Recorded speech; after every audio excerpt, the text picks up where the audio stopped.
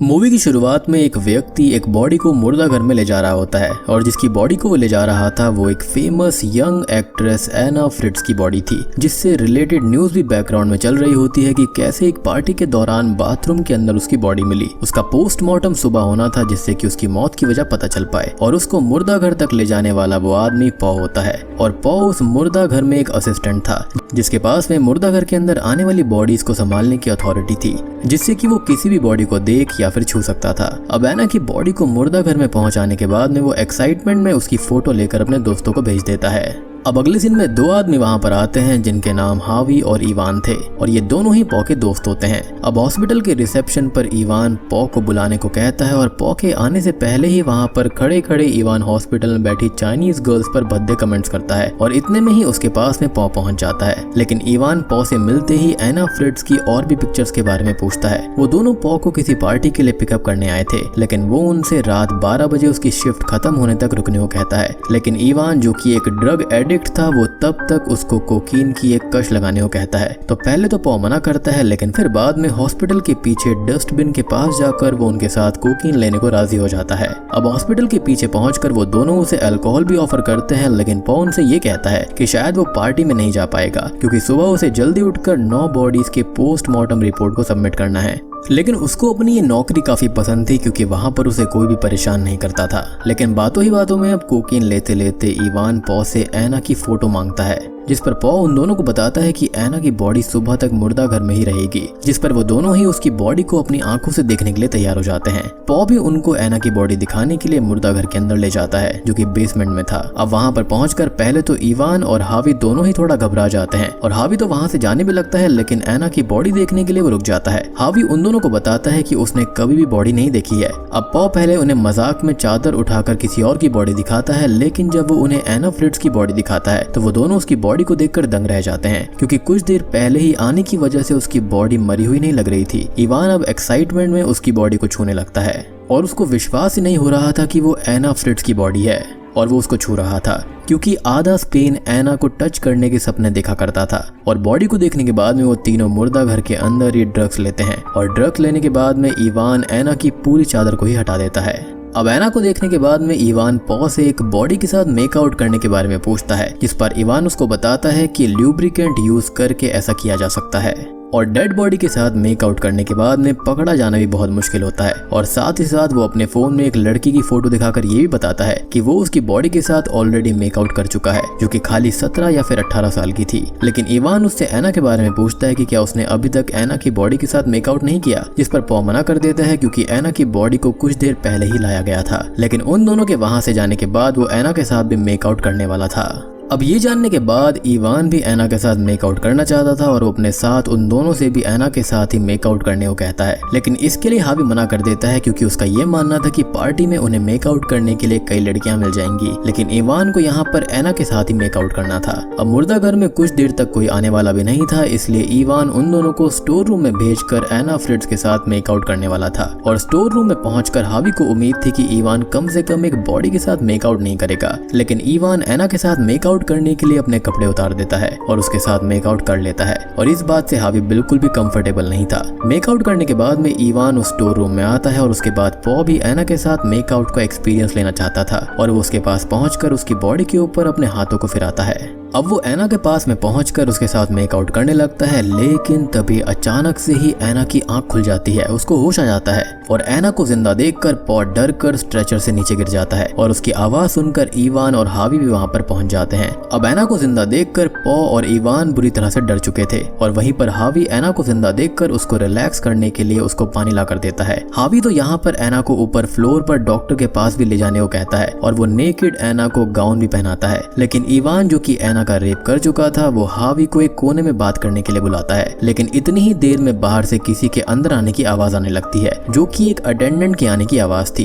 जो कि एक और बॉडी को लेकर आ रहा था, जिसको सुनकर वो तीनों लाइट बंद करके छुप जाते हैं और वो अटेंडेंट मुर्दा घर में आकर लाइट खोलता है और असल में उसने अपने कानों में हेडफोन लगाए हुए थे और एना उससे मदद मांगने की कोशिश करती है, लेकिन शरीर में कमजोरी होने की वजह से उसकी आवाज ही नहीं निकलती एंड अनफॉर्चुनेटली वो अटेंडेंट वहां से चला जाता है। अब उस अटेंडेंट के जाने के बाद में हावी उसकी बॉडी को मुर्दा घर से बाहर ले जाने की जिद करता है, लेकिन इवान उसे रोककर कुछ समझाने के लिए स्टोर रूम में ले जाता है। अब स्टोर रूम में जाकर वो दोनों हावी को समझाते हैं कि वो एना की बॉडी को ऐसे ही बाहर नहीं ले जा सकते, क्योंकि उन दोनों ने ही उसके साथ गलत काम किया है। इसलिए वो चाहते थे कि वो एना का खून कर दें, क्योंकि सबको ये लगता है कि वो तो ऑलरेडी मर चुकी है। लेकिन हावी उन दोनों की एक नहीं सुनता, यानी कि वो अच्छा इंसान था। वो उनको ये करने से रोक रहा था, लेकिन वो ये मान नहीं रहे थे। और अब वो अकेले ही एना के स्ट्रेचर को बाहर ले जाने लगता है, लेकिन इवान उसको रोक लेता है। लेकिन पॉ गेट की चाबियों को बाहर ही भूल गया था और इसलिए गेट बाहर से लॉक्ड होता है। इसलिए अब हावी जोर जोर से बाहर से मदद मांगने के लिए चिल्लाने लगता है, जिसकी वजह से इवान और हावी के बीच गर्मा गर्मी बढ़ जाती है और उन दोनों के बीच में हाथापाई हो जाती है, जिसमें नीचे गिरने की वजह से हावी का सर फट जाता है,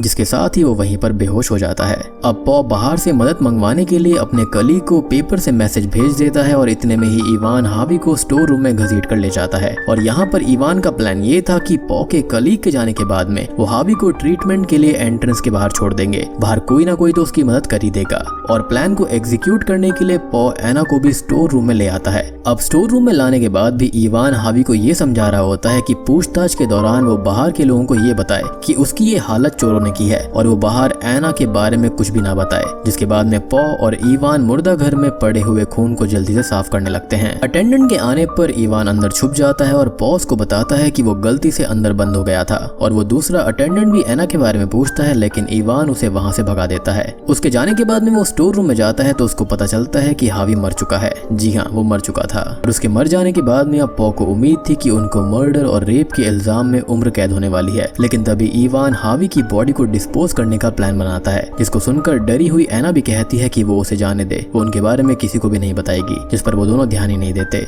और पॉ को बाहर लाकर इवान ये समझा रहा था कि अगर अभी वो स्ट्रॉन्ग नहीं हुए तो उनको जिंदगी भर उस चीज का खामियाजा भुगतना पड़ेगा, इसलिए उन्हें एना का भी खून करना होगा। अब वहीं दूसरी तरफ एना मौका देखकर और किसी तरह से अपनी शक्ति जुटाकर स्ट्रेचर से नीचे गिरती है और हावी के जेब से फोन निकालकर अपने पिता को कॉल लगा रही होती है कि इतने में ही वो दोनों स्टोर रूम में पहुंच जाते हैं। लेकिन एना उन दोनों को बताती है कि उसकी अपने पिता से बात हो चुकी है और वो मदद लेकर आ ही रहे होंगे। ये सुनकर इवान को लगता है कि अब कुछ भी नहीं किया जा सकता, अब तो उनके लग चुके हैं। इसलिए वो एना को ऊपर ही ले जा रहे होते हैं और इतने में ही हावी के फोन पर एना के पिता का कॉल आ जाता है, जिनसे बात करने के बाद में इवान को पता चल जाता है कि एना की अपने पिता से बात हुई ही नहीं थी। और ये सुनने के बाद में वो दोनों फिर से एना को मुर्दा घर में ही ले जाते हैं। अब अंदर पहुंचने के बाद में टाइम को बिल्कुल भी वेस्ट ना करते हुए इवान पॉ से हावी की बॉडी को ठिकाने लगाने के लिए कंटेनर के बारे में पूछता है और जब तक वो कंटेनर लेकर आएगा इतने में पॉ को एना की बॉडी को बांधना होगा। इवान के जाने के बाद में पॉ एना के हाथ पैर बांधने के लिए एक टेप लेकर आता है, लेकिन एना पॉ को अकेले देखकर उसे इवान की बातों पर ध्यान न देने को बोलती है और उसको बताती है कि वो कोई खूनी नहीं है, बल्कि वो उसकी वजह से ही जिंदा है। लेकिन तभी पॉ उसे बांधते हुए कहता है कि वो उसे मॉन्स्टर जैसा तो लग रहा होगा,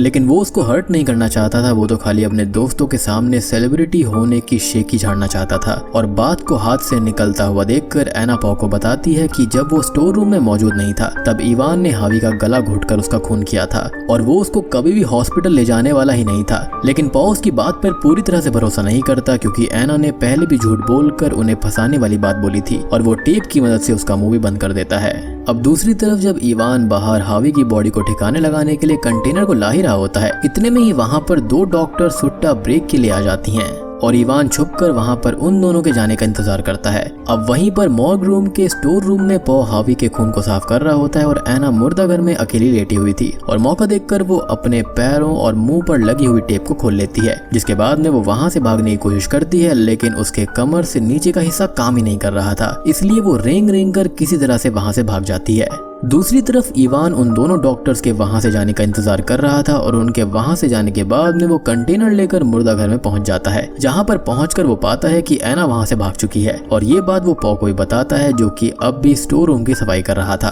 वो दोनों एना को ढूंढने लगते हैं और एना एक जगह छुपकर किसी तरह अपने हाथों पर बंधी हुई टेप को खोल लेती है और अपने टांगों पर खड़ी भी हो जाती है, लेकिन कमजोरी और ब्लड सर्कुलेशन सही से न होने की वजह से वो अपनी टांगों पर ज्यादा देर खड़ी नहीं हो पाती। लेकिन एंड में उसे रेंगते हुए ही आगे बढ़ना पड़ता है। अब एना किसी तरह रेंगते रेंगते लिफ्ट में चढ़ती है, लेकिन लिफ्ट का दरवाजा बंद होने से पहले ही इवान वहां पर पहुंच जाता है और घसीट कर एना को फिर से मुर्दाघर में ले आता है। अब एना को अंदर लाने के बाद में वो पॉ को भी अपने पास बुला लेता है। अब इवान जल्दी से जल्दी ये सब खत्म करना चाहता था, लेकिन पॉ उससे पूछता है कि क्या उसने गला दबाकर हावी का खून किया, जिस पर इवान उससे एना की बातों पर ध्यान न देने को कहता है। इवान अब एना को भी जल्दी से जल्दी बिना सबूत छोड़े मारना चाहता था। कई तरीकों के बारे में वो बात भी करता है, लेकिन फाइनली वो एना को बेडशीट की मदद से दम घोटकर मारने का तय करते हैं ताकि कोई भी वहां पर सबूत न छूट पाए। अब वो दोनों दम घुटने तक एना का मुंह बेडशीट से दबाते रहते हैं और एना के मरने के बाद में वो उसको स्ट्रेचर पर रख देते हैं। उसकी बॉडी को स्ट्रेचर पर रखने के बाद में वो हावी की बॉडी को कंटेनर में किसी बोरी की तरह डाल देते हैं, जहां पर इवान हावी की बॉडी को ठिकाने लगाने के लिए बाहर चला जाता है। वहीं दूसरी तरफ पॉ मुर्दाघर के अंदर सब कुछ नॉर्मल दिखाने के लिए एना की बॉडी को साफ कर रहा होता है और इवान सड़क के किनारे हावी की बॉडी को ठिकाने लगा देता है। और वहीं पर पॉ एना की बॉडी को चादर से ढककर वहां से जाने को तैयार था, लेकिन अचानक से ही उसे एना के खांसने की आवाज आती है, जिससे वो समझ चुका था कि एना अब भी जिंदा है। लेकिन इवान के आने पर यह बात वो उसको नहीं बताता